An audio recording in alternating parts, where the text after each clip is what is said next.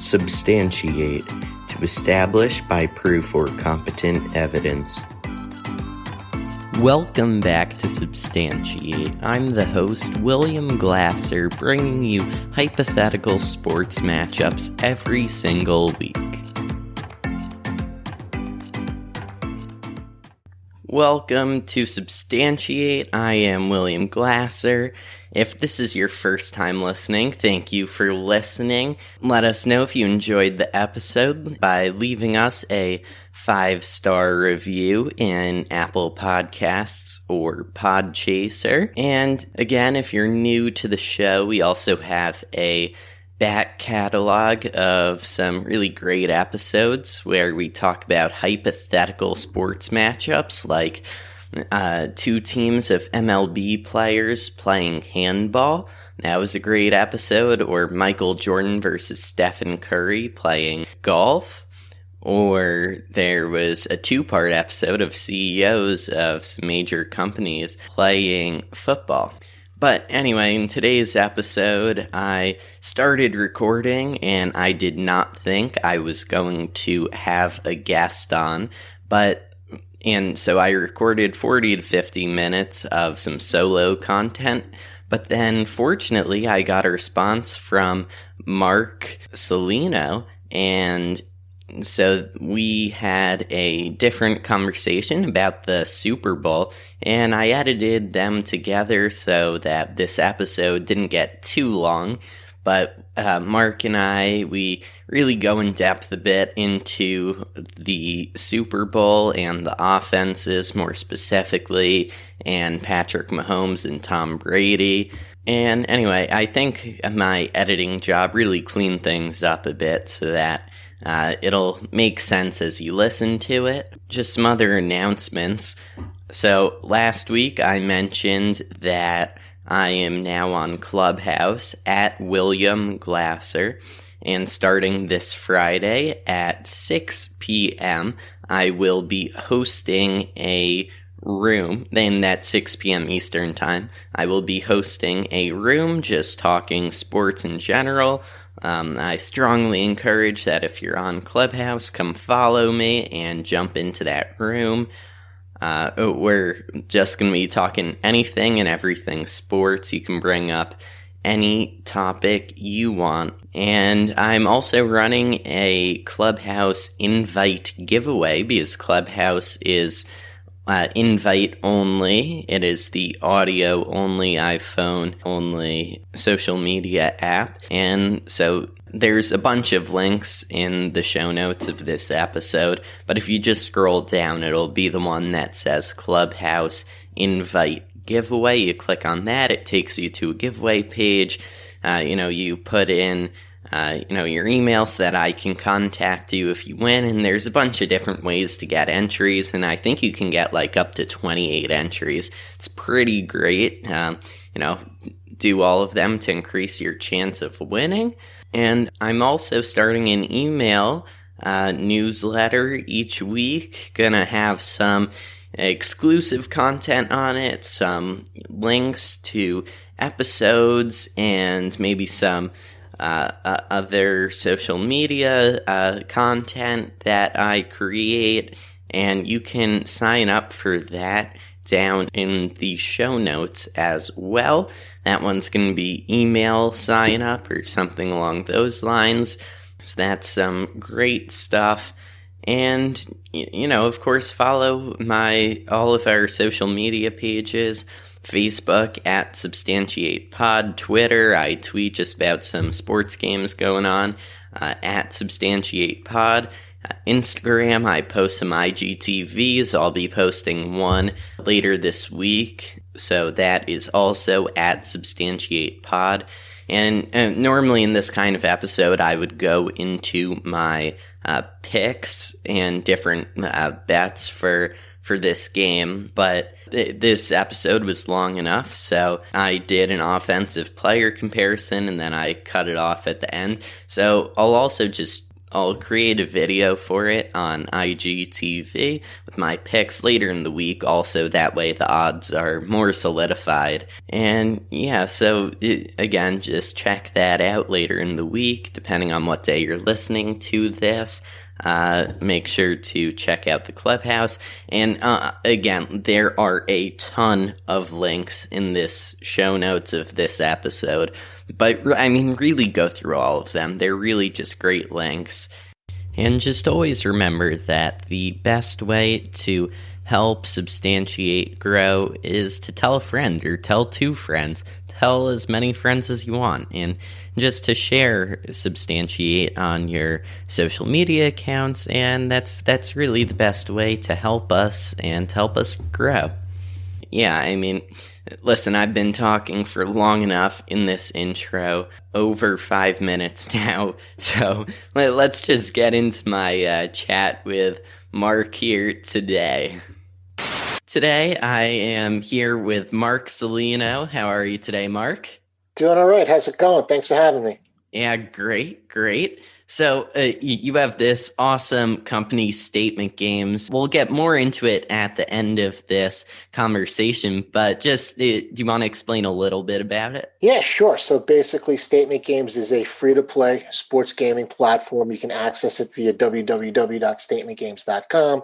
We're also available in your favorite app store, US as well as Canada, Google Play as well as kind of iOS, Statement Games Fantasy Sports. But basically, what we've done is we've created a little bit of a different twist on fantasy sports. We'll talk a little bit more about it later on in this program. And I can't really stress that enough here. It's just a game. It's a free-to-play game. And by checking out this show and listening to this program here, I'm actually going to give you a chance to win $50 towards the end of this little segment here. So even though you have a chance to win $50 here, you don't have to risk anything. You're just kind of playing for fun. So it's my little gift and my way of saying thank you for having me on. Of course. All right. So there is the clip that I'll edit in here. Brady can game manage and be big on third down in the Super Bowl, and they can win because of that defense. Mahomes has to overcome a hurt offensive line, a defense that no one's losing sleep over. He's going to have to do it, Stephen A. He's the most valuable player. Well, first of all, stop lying to the American public. When you talk about their run blocking, they had the 16th ranked rushing attack in the National Football League. Do you know why that was, Max? Because they ranked 23rd in attempts. They're not trying to run the ball. They're pass-happy offense. They run the ball by accident. They'll take what you give them on occasion, and they'll run the football to appease their running backs and what have you. But the bottom line is they ain't trying to run the football too much. We all know that. Secondly, you got a couple of offensive linemen out, but they're experienced offensive linemen that's going to replace them. 3, you talk about the Kansas City Chiefs and how would they be in the Super Bowl without Patrick Mahomes. Fair question, fair answer. I got one to one up you on that one. I don't think the Tampa Bay Buccaneers would be in the playoffs without Tom Brady. That's the difference. So you're right about them not being in the Super Bowl, Kansas City, but Tampa Bay might not even be in the playoffs without Tom Brady. I don't think that you're really paying attention. You're looking at the numbers. I don't think you're really paying attention to the leadership of Tom Brady. Everything is not measured in numbers. When you think about Tom Brady, his infusion, his leadership that he's implemented into that locker room and how he's got folks more disciplined, more focused, more eyes on the prize per se than ever before, I think that you have to look at it from that perspective and give credit where credit is due to what he brings to the table. And I'm not saying that you didn't. I'm not saying that you said he was a bad player and he wasn't having a great year. I'm not trying to imply that you're saying that. I'm just talking about specifically as it pertains to the question of value to one team, one against the other. When you look at what Tampa Bay would be without Tom Brady, I just think that pales into. I think that's significantly more than what Kansas City would be without Patrick Mahomes. So Stephen A. Smith just said that if the Bucs didn't have Tom Brady, then they wouldn't even be in the playoffs. And that if the Chiefs didn't have Patrick Mahomes, they would have made it to the playoffs, but just maybe not the Super Bowl. So do you agree with that, and to what extent? I do kind of agree with it. I think he actually brings up some interesting points here, but I look at it from the perspective of Tampa Bay not making the playoffs, not because of the fact that Brady is there and is actually playing here. I'm looking at it from the intangibles that Brady actually brought to that team. There's a lot of different free agents, whether it be Gronkowski, Antonio Brown here, guys like the Sue on the defensive end here, kind of like, coming to the Buccaneers and doing so because they want to play with Brady and understanding that he gives them a really good opportunity to compete kind of like at the highest level here. So Brady is Brady. He does what he does kind of like when he's on the field here. But when you take a look at the intangibles that he brings in terms of leadership, in terms of free agents and other quality players who want to, I guess, who are then kind of drawn to that organization. That's something that Tampa Bay hasn't had in years, if ever. I definitely don't think players of that particular caliber would have gravitated to an organization like Tampa Bay if, say, Jameson Winston was still the quarterback of that team. Yeah, and that's interesting. I looked it up earlier. So for Mike Evans and Chris Godwin, who were the number 1 and 2 receivers for the Tampa Bucks, and they were on the team last year and this year. And I looked at their numbers with Jameis Winston versus Tom Brady. And Mike Evans' numbers were significantly higher, but Chris Godwin's were around the same, in some categories a little bit lower. He also played a couple of games less this season. He was injured for a little while. There were also these other targets that they had this year, like Gronk, like Antonio Brown, being able to run the ball with Leonard Fournette. And I definitely agree with you on that Brady, like statistically, may not have made the difference of playoffs versus Super Bowl, but with the different people he was able to bring in. And then obviously you're cutting down on the turnovers as well. So, I mean, Brady's not throwing anywhere between 30 and 35 interceptions over the course of the of the game, and he's not necessarily going to make any, I don't want to say bonehead plays, but he just knows how to manage the game. He's not going to put you in situations that are going to cost you games, whether it's kind of going to be late or, that's significant in the beginning. That's going to, put you out of it from the start. Yeah, even back in Green Bay in the NFC Championship game, although he threw 3 interceptions, a couple of them were like glorified punts. It was third down, and it was like 40 yards downfield. Well, we'll see. And then I guess from a Kansas City perspective here, I kind of agree with that as well. And the only reason why I kind of say that is, you take a look at what those teams have done when Alex Smith was on the team. Quality kind of quarterback. I don't think Kansas City would have put themselves in a position in where they didn't have at least some type of quarterback that can manage that team if it wasn't Mahomes.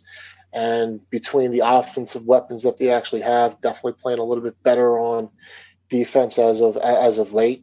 Are they a Super Bowl caliber team without Mahomes? I don't think so, but given the experience that they have in that coaching staff, the history that Andy Reid has, his ability to put together quality game plans that give his team an opportunity to compete week in and week out, the staff that's actually surrounded with him here, I would have found it kind of very hard to believe if Kansas City didn't have a competitive team without Mahomes.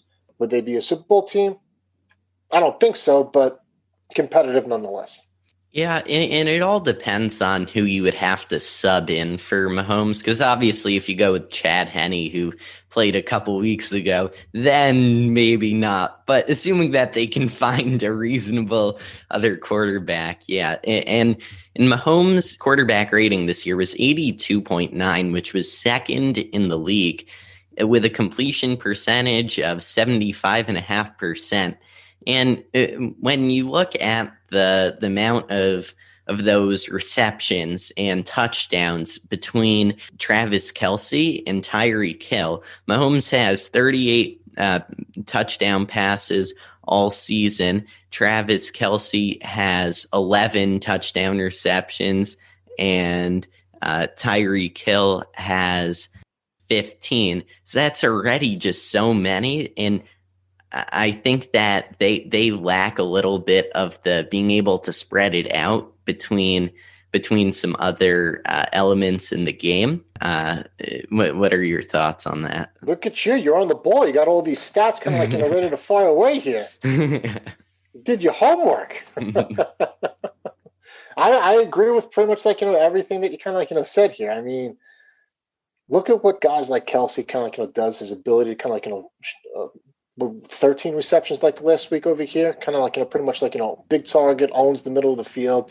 Very hard for any type of linebacker or even anybody in that from a secondary perspective to match up with him. So again, I think it all comes back down to the coaching as well as the additional levels of talent that Kansas City has been able to surround themselves with, all playing factors in their ability to compete on a week-in basis. And then you add an element of Mahomes to the mix here, and you're in the Super Bowl. I mean, man, he's good. He's just kind of good. I'm actually thinking back to last week here. I was very kind of high and big on Buffalo. I was there's no way, Same. concussion, turf toe, things like that here. Buffalo's kind of playing well. And then even I guess you can probably say the same thing about every single player in the NFL here, but he had to have only been playing at best 75%, 80 kind of percent here, and he toyed with those guys. It's almost like he just had that defense kind of eating putty out of his hand. So Brady or no Brady here, until somebody can actually prove that they have the ability to beat Kansas City, and then you're giving a guy like Andy Reid 2 weeks to prepare, as well as Mahomes 2 weeks to kind of heal. Now I know that Bowles, from a Tampa Bay perspective, he likes to blitz a lot from a Tampa Bay perspective, but good luck. You want to blitz Mahomes? I mean, that can be a big recipe for disaster. So, but you know what? You can't bet against Brady. You can't really bet against kind of Mahomes here. It's one of those things in where, hey, you know what? I don't necessarily have a big dog in the fight here. I'm just going to sit back and watch the game for enjoyment purposes and play a couple of the props.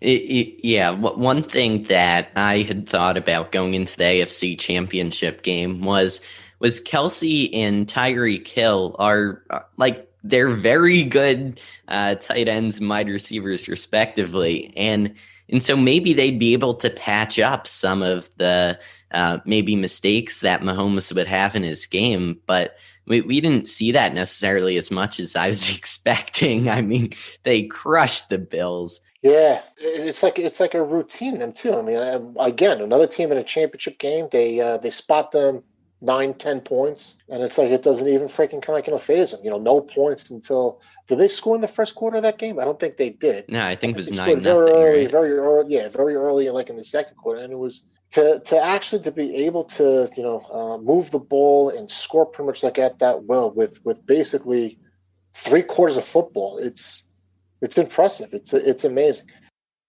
Brady is Brady. I think if Tampa Bay is going to have any particular shot in this game here, Fournette from Tampa Bay is going to have a pretty significant day, and he's going to have to play a very significant role within that Tampa Bay offense. The last time these two teams played, which was towards the end of November, there was almost no rushing game on either side. Ronald Jones nor Leonard Fournette. Yeah. And even on the other side of the ball, Clyde Edwards-Helaire, and they really didn't do a lot of rushing.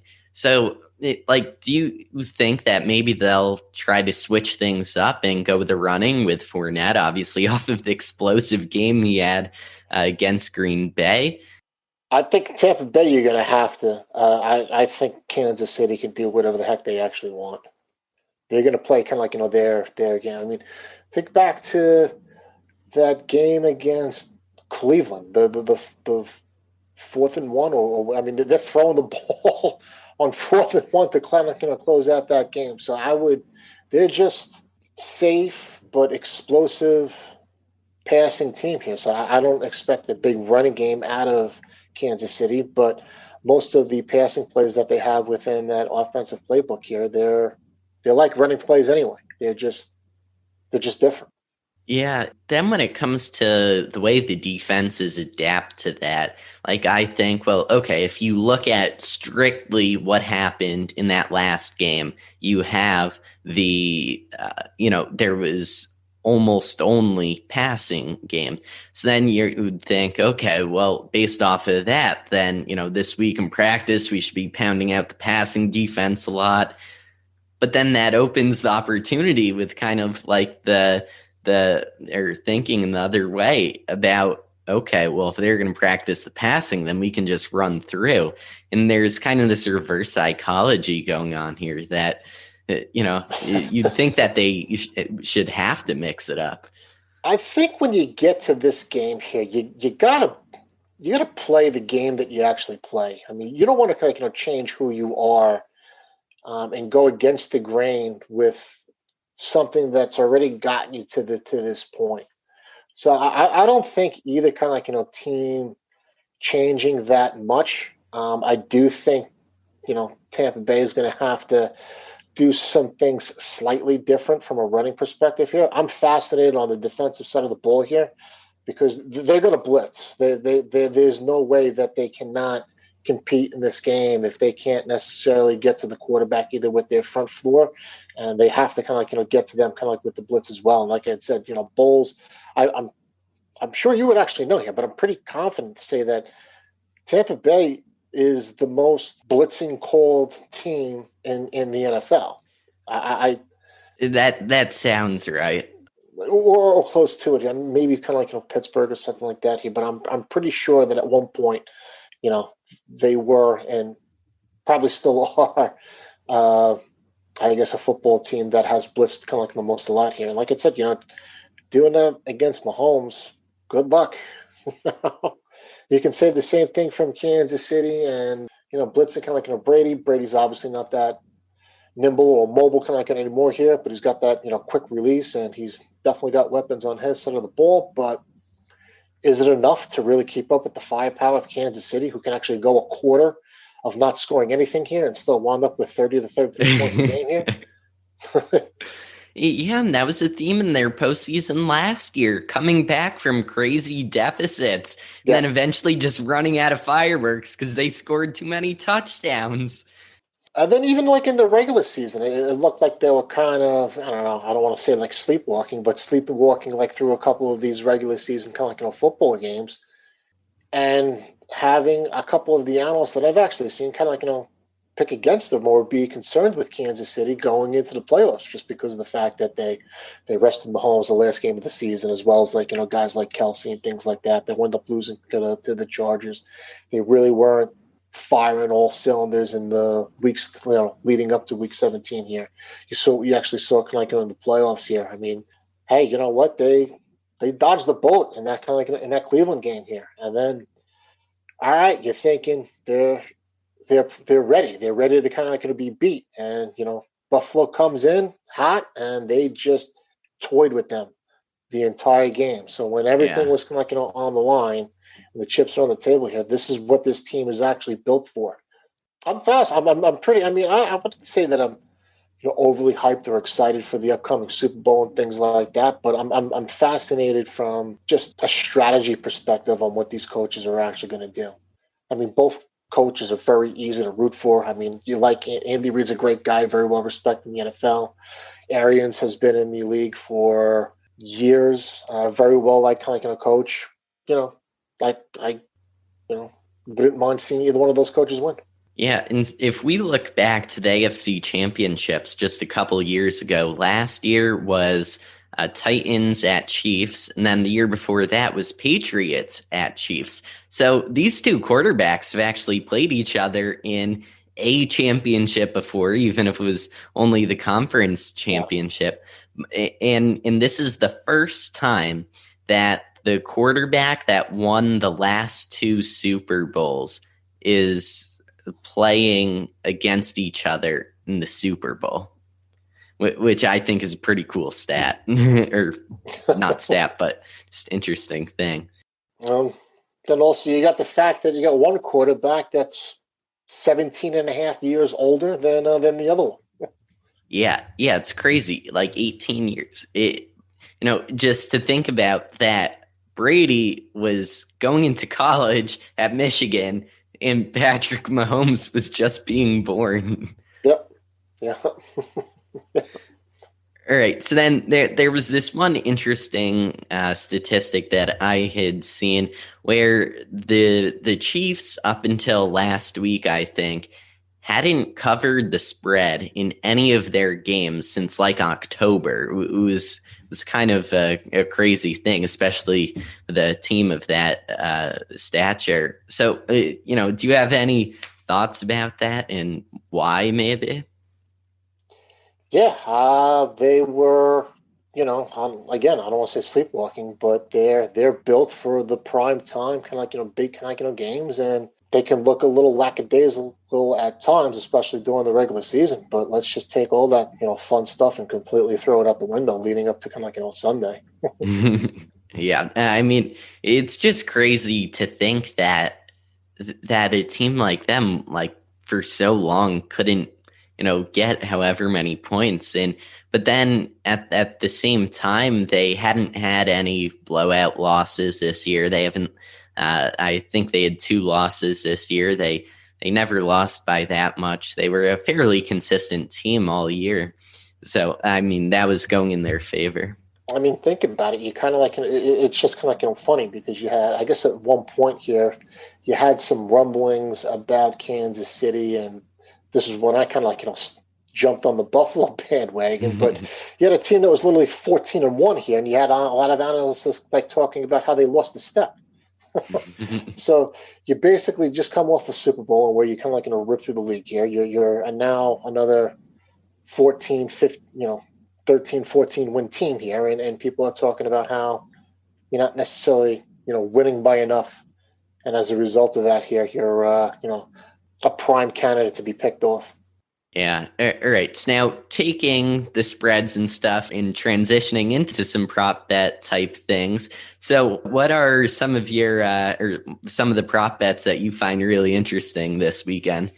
I really kind of like the fact that at some particular point in the game, and I do like, I guess if I have to kind of pick, and I'm not necessarily confident on it, but I do expect Kansas City to be up by a couple of different points, a couple of scores at some point in this game.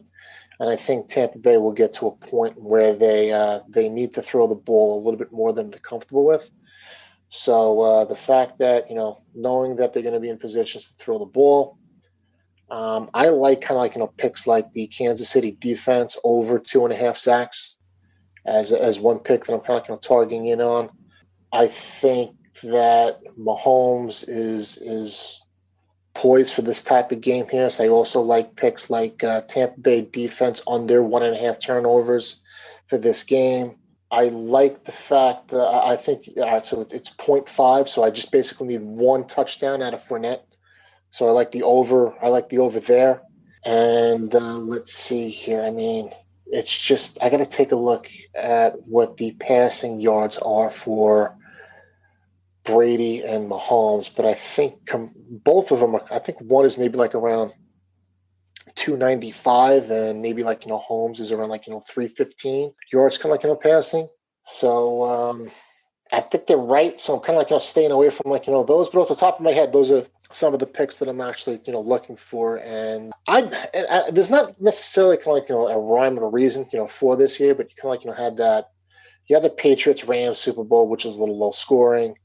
You kind of like, had that output of Kansas City and San Francisco last year. So that was kind of like, another under point total game here. Mm-hmm. So just because of the fact that, you had 2 unders in a row here, I'm going with the over on this time.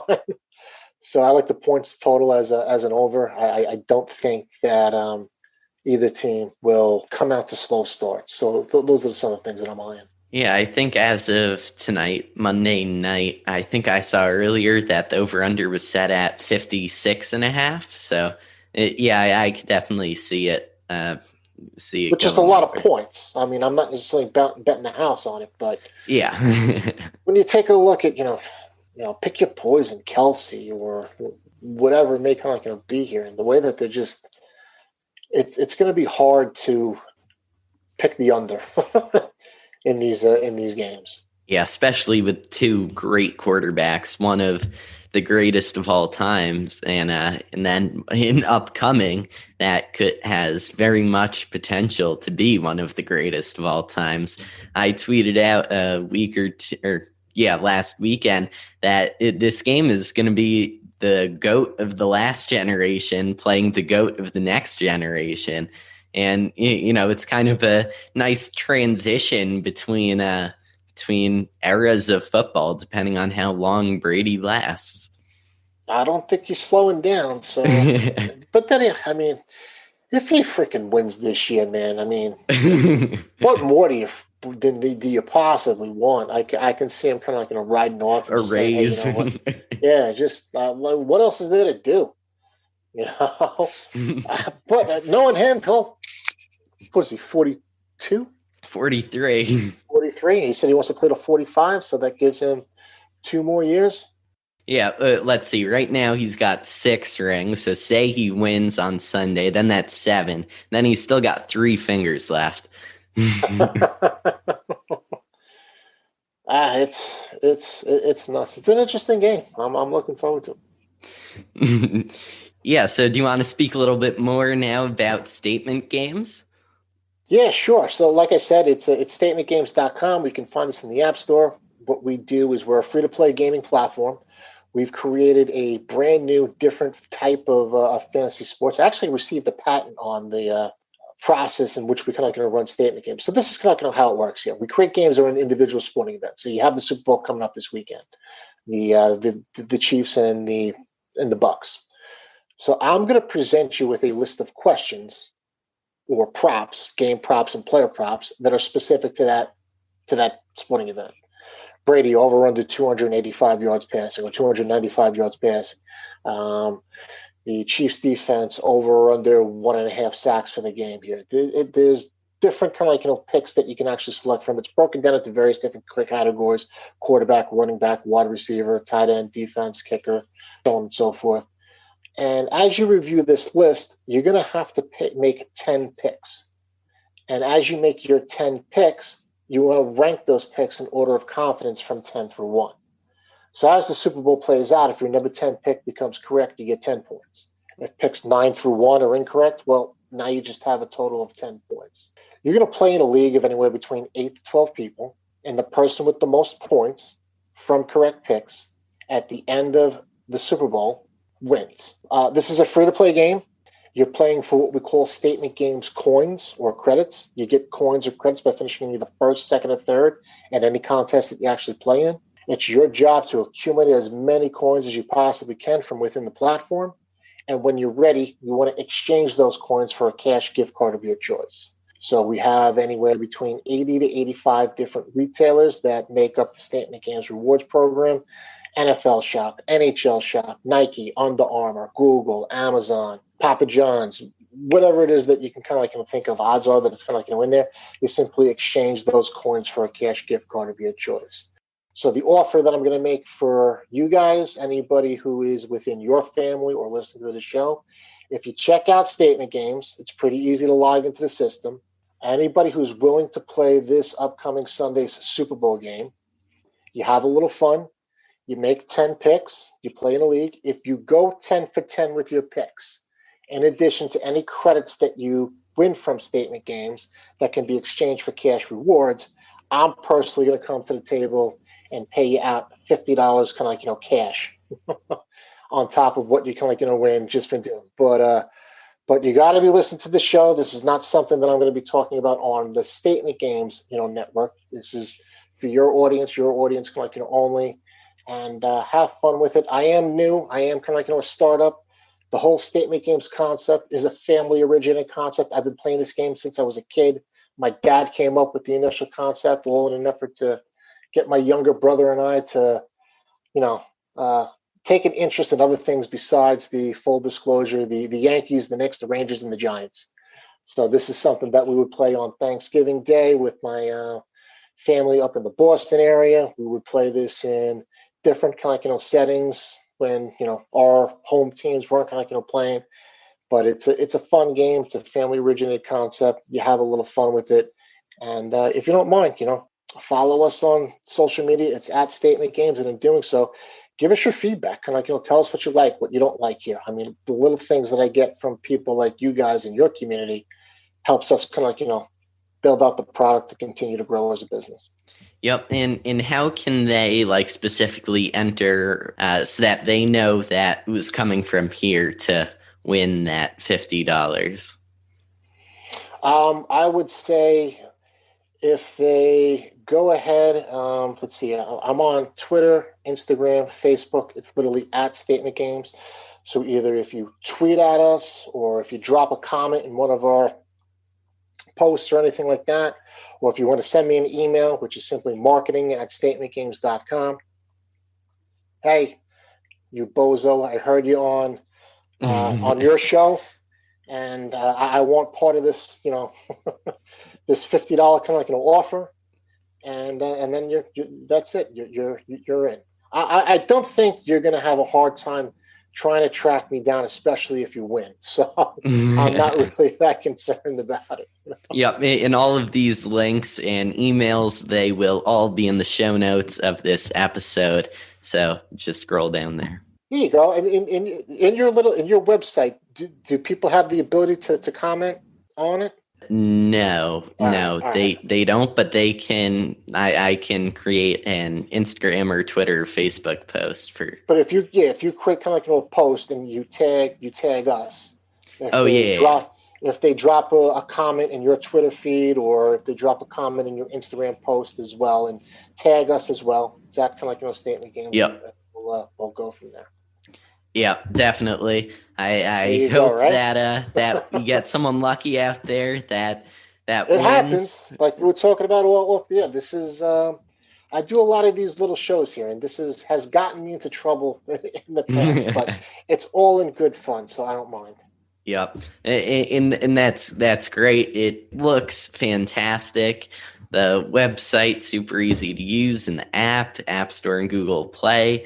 I know I'll definitely be checking them out right after this. As well, too. So I mean, it's yep. U.S. and Canada definitely. Actually, I made sure that when we went to that hockey show last year in the Toronto area. So yep, that's great. And last question: on average, how many events per week are there? Yeah, sure. So on the Statement Games platform, because we are a startup here, I basically run all of the nationally televised sporting events. So, for example, Monday Night Football, Thursday Night Football, Sunday Night Football, the Fox, football kind of games of the week here. Any hockey game that's run on, NBC or NBC Sports Network, basketball, or any game that's kind of on ABC or on TNT, or the primetime games that are on the NHL TV or NBA TV or NHL Network, NBA network games. Those are the types of games that we run on the platform on a daily basis. So that's a lot of games per week. That's a lot of opportunities to win some coins and then cash them out. There's definitely games every single day, So, and I can't stress it enough. It's just a game, It's something to kind of have fun with on top of some of the other things that you might be doing. Yeah, there's nothing better than adding some competition and being able to root for a team or an outcome. Well, it's a perfect example because, like I said here, I'm not really sure who I want to win the Super Bowl. I really don't kind of care. But some of these other things I can lock into and still kind of have fun with the event, even though I don't necessarily have a main rooting interest. Exactly. In the outcome of a game here, I can root for a couple sacks or for a running back to score a touchdown, or somebody like Mike Evans to have over or under 7.5 receptions over the course of a game. Things like that you have fun with. Yeah. All right. That sounds great. Thank you so much for coming on today, Mark, and giving that great offer to our listeners. Is there any other thing you want to say about the Super Bowl, about Statement Games, before we sign off? No, other than you got to play Statement Games. I mean, it's pretty much sacrilege at this point. If you watch the Super Bowl and not make a couple of different prop picks here. I mean, who said that the holiday season needs to be over here? I'm giving you a free little gift here.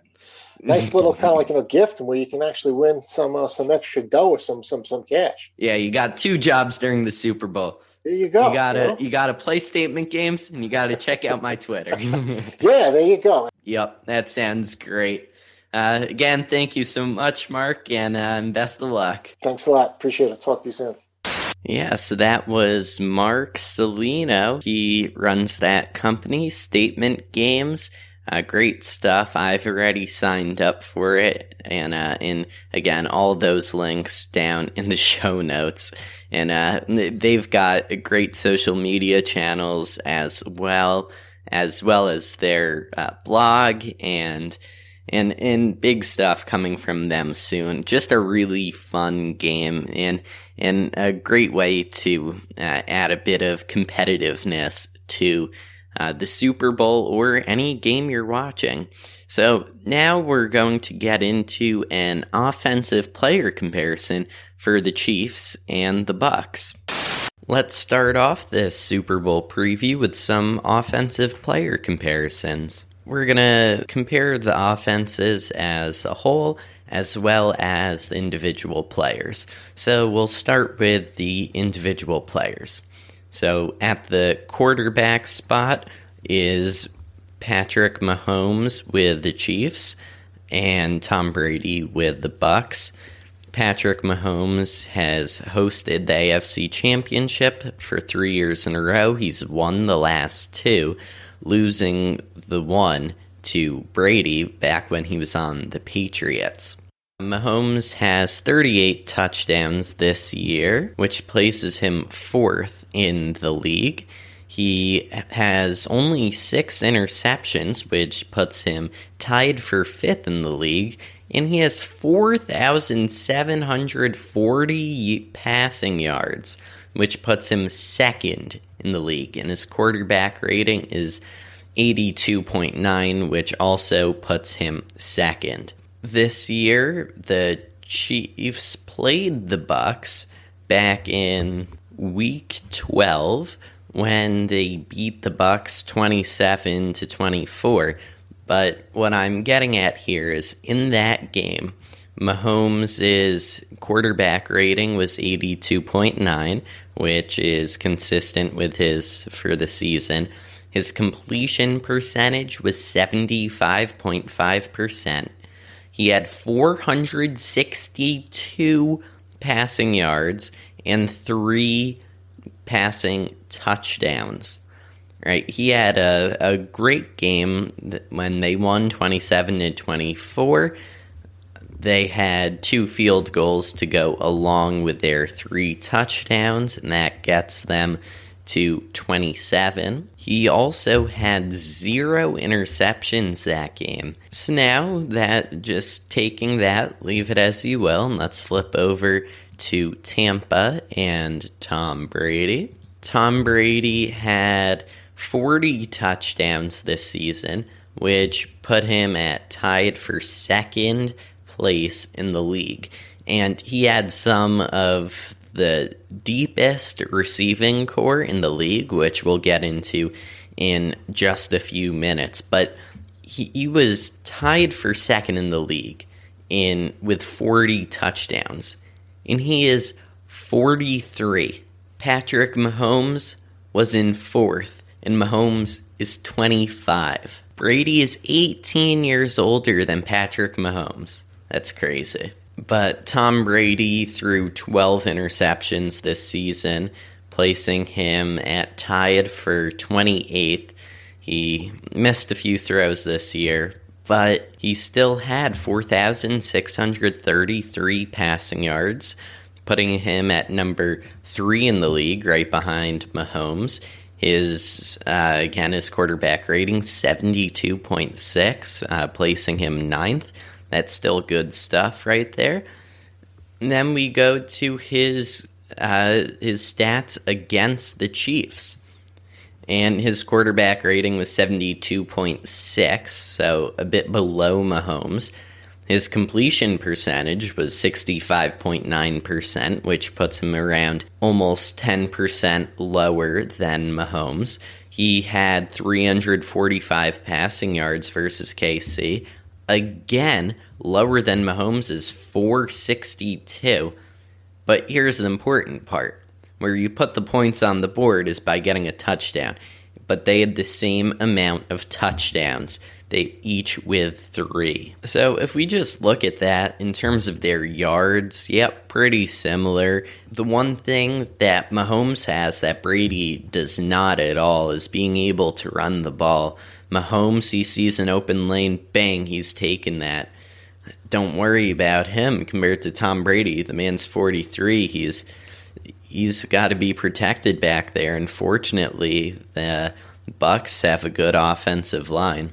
So we just looked at some of their stats, some of their personal stats. Now, that does not reflect who they're throwing to. And we'll get to that in just a little while. But first, if we look at the running game, the Kansas City Chiefs coming in with Clyde Edwards-Helaire and Darrell Williams. They also signed Le'Veon Bell this year, though he didn't play too much. They signed him after the Jets dropped him. But Clyde Edwards-Helaire and Darrell Williams definitely did the job this year. Clyde Edwards-Helaire had just 4 touchdowns, despite playing well all season. That was tied for 34th. He had 803 yards, which placed him 19th. He only had 181 attempts, which places him 17th. His average yards per carry was 4.4, which puts him at 27th. So now if we take a look at him playing against Tampa, his yards per rush attempt was just 3.4. He had a total of just 37 rushing yards in that game, 11 attempts, 0 touchdowns. So that game was very pass-heavy for the Chiefs. And again, we'll get into their receivers and tight ends afterwards, but they really stress the passing game. So now how does that look with Tampa's defense? We're going to get to that when we flip to their defense, but just hold on to that, right? Because Tampa's pass defense is going to be much more important this weekend compared to their run defense. And now if we go over towards their second running back, which is Darrell Williams. Darrell Williams had 1 touchdown this season, so even less, just 169 yards and 39 attempts. He averaged 4.3 rushing yards per attempt. Not great. And they're not showing his stats here on ESPN.com when they played the Bucs, so I'm getting the impression that maybe he didn't play. Yeah, I just confirmed he did not play that week. Not sure why, but he did not play. We got to the bottom of that. But yeah, so, the Chiefs running backs, not the greatest in the world. So giving Tampa's defense, which is the weaker side of their ball, giving them a bit of an advantage on the run side. So, this week and last week in practice, they can just focus on the passing. But if we flip to the other side of the field, then we're looking at the Tampa running backs, Leonard Fournette and Ronald Jones II. Leonard Fournette this year had 6 touchdowns, 97 attempts, 367 yards. He averaged 3.8 yards per carry. Against Kansas City, he only averaged 3.3, so that's actually a little bit lower than Kansas City's running backs. He had only 3 rushing attempts for a total of 10 yards and 0 touchdowns. So when we look here, right, Kansas City's defense, they'll need to worry about the pass defense more than the run defense, because the last time these two teams played, the Buccaneers only went to Leonard Fournette 3 times, and Ronald Jones II just 9 times. So Ronald Jones total for the season, he had 7 touchdowns. He was tied for 18th, 978 yards, tied for 12th, 192 attempts, tied for 13th, and averaged 5.1 yards, putting him in at 8th. So, and when the last time these two teams played, Ronald Jones had 9 rushing attempts, 66 rushing yards, and 7.3 average yards per rush attempt. So just keep that in mind, that in this game maybe we'll see Ronald Jones come in a little more than Leonard Fournette. But again, this game is going to really be more focused on the passing game, and it's going to be more focused on the pass defense. So why don't we flip over to the receivers? We talked a little bit about Tyreek Hill earlier. However, we didn't talk about Sammy Watkins or Mecole Hardman. So Tyreek Hill, this year he had 15 touchdowns, which ties him at second place. He averaged 14.7 yards per reception, which he had 87 of, and he had 1,276 yards this year, placing him 8th in the league.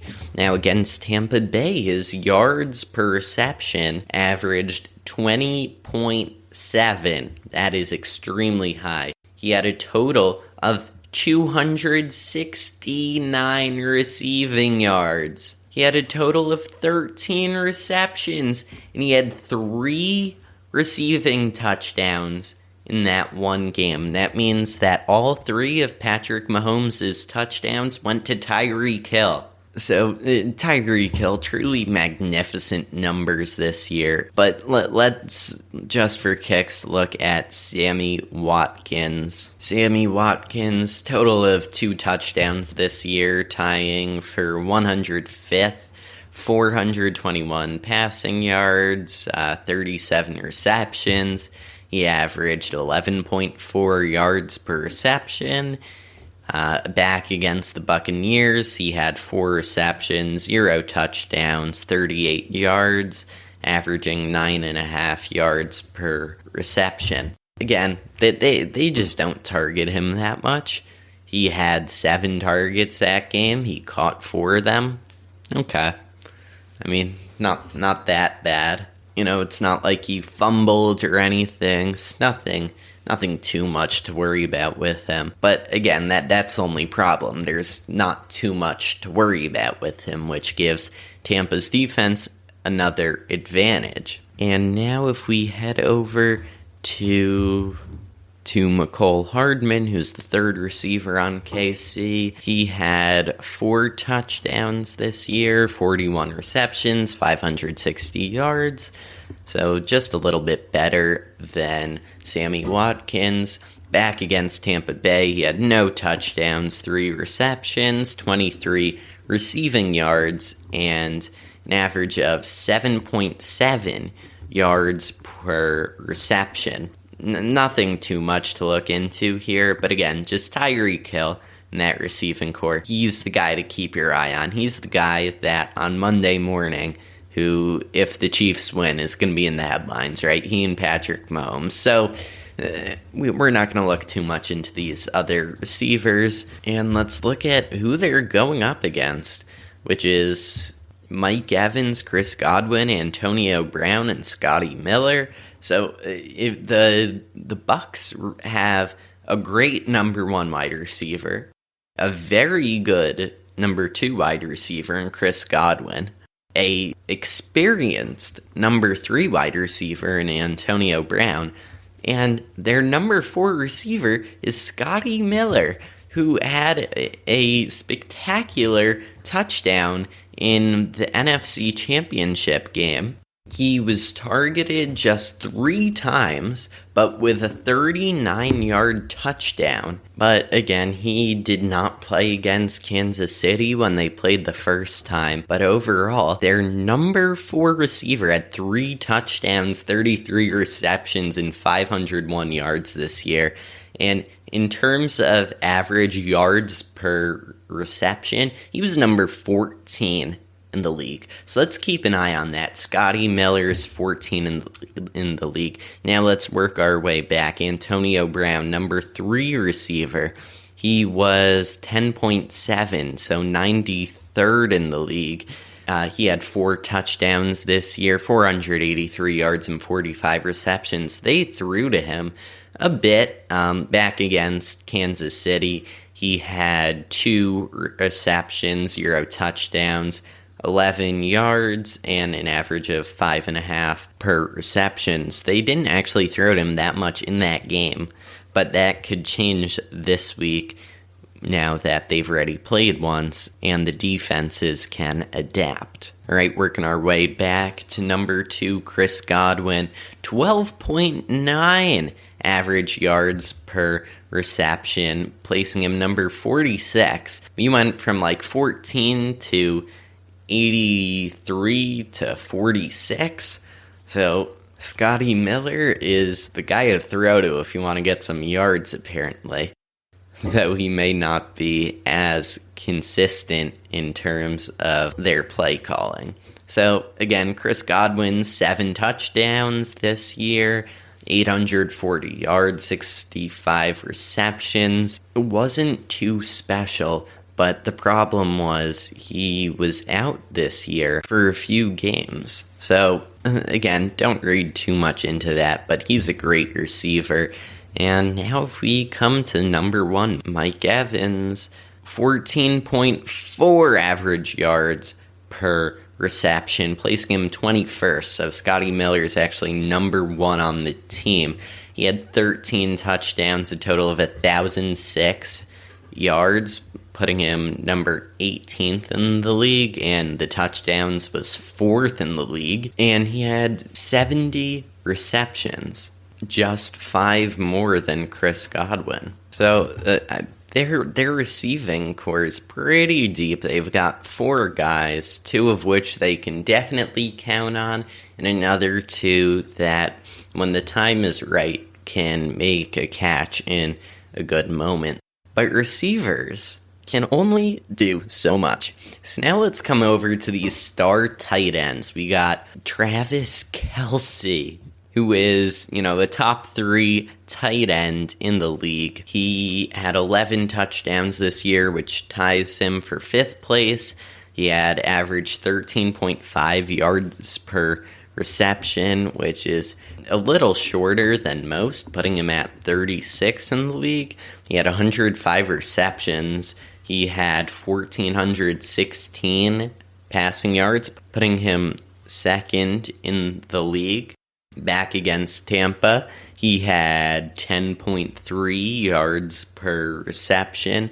He had 82 yards total. He had 8 receptions and no touchdowns. But let's just remember that was just because Tyreek Hill caught all 3 touchdowns that game. So between the 2 of them, they each averaged a touchdown and a half, if you want to look at it that way, if you want to combine them. And they really do work so well together. Tyreek Hill's an excellent route runner, and Travis Kelce's just a big guy that can make a catch. He's 6'5", 260. He can get the job done in anywhere that Hill or Mahomes can't do. Travis Kelce can, and he really completes that 3 on the Kansas City offense. And Kansas City also has a 2nd tight end, Nick Keiser, but he only had 6 receptions all year, so we're not going to even talk about him. So now on Tampa. Tampa had Rob Gronkowski, who flew down from New England to spend the year with Tom Brady down in Tampa. He had 7 touchdowns, 45 receptions, 623 yards, averaging 13.8 yards per reception. Again, not great numbers. He is 31. Back against Kansas City, he had 6 receptions, no touchdowns. He had 106 receiving yards and 17.7 yards per reception.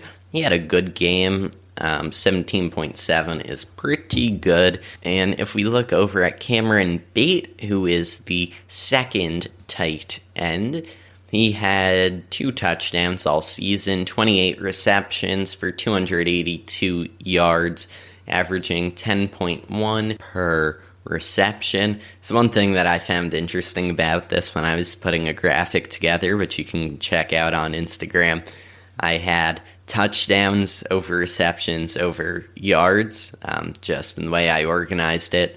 So he had 2 touchdowns, 28 receptions, and 282 yards. So it was 2, 2-8, and 2-8-2. I don't know, it just looked cool. He had 4 receptions against Kansas City, no touchdowns, 34 yards and 8.5 yards per reception. So they did, he still had 4 receptions. He was still targeted that game. He still represented a decent amount of their offense that day, and you definitely cannot forget about him. All right, so we just went through quarterback, 2 running backs, 3 and 4 wide receivers for each team, a tight end or 2 for each team. And I'm not going to read too much into the offensive line. It is a bit harder to find stats that can tell you as much about them. And again, we just ran out of time today to talk about defense or special teams. And that's going to do it for today's episode. I spent a lot of time going through the 2 different teams. And stay tuned next week. We are going to be going back to one of the more classic substantiate hypothetical matchups. And then in 2 weeks, so the episode that comes out on February the 17th, I have a guest that is currently lined up that will hopefully all happen according to plan. And hopefully we'll be breaking down the Super Bowl just a week and a half after it for you. And, just talking about some of these key points that I've brought up today and more. So definitely do that. Again, check out all of our social medias. Good stuff coming there. Got some original content coming there. Get more beyond the podcast. And yeah, again, just check all of the links in the show notes. Got some great stuff down there today. We're bringing in some new things, and definitely go check them out for more content. So I guess I'll speak to you again on the other side of the Super Bowl, because before next week's episode, I will include in the intro, just a couple quick thoughts before the recording that I had with my special guest that is next week. So see you then. Thank you for listening to this episode of Substantiate. The best way to help support the show is to, number 1, tell your friends about Substantiate. That is the number 1 way to support us. The second way is to leave us a 5-star review in Apple Podcasts or Podchaser. Number 3, follow us at SubstantiatePod on Twitter, Instagram, and Facebook. Hello, I'm Anthony. And I'm Dr. Issues. And we're hosts of Capes on the Couch, the podcast where comics get counseling. Superheroes don't always get to go home happy. That's where we come in. We offer psychiatric and mental health analysis of comic book characters. So check us out at capesonthecouch.live and across all social media platforms at Capes on the Couch.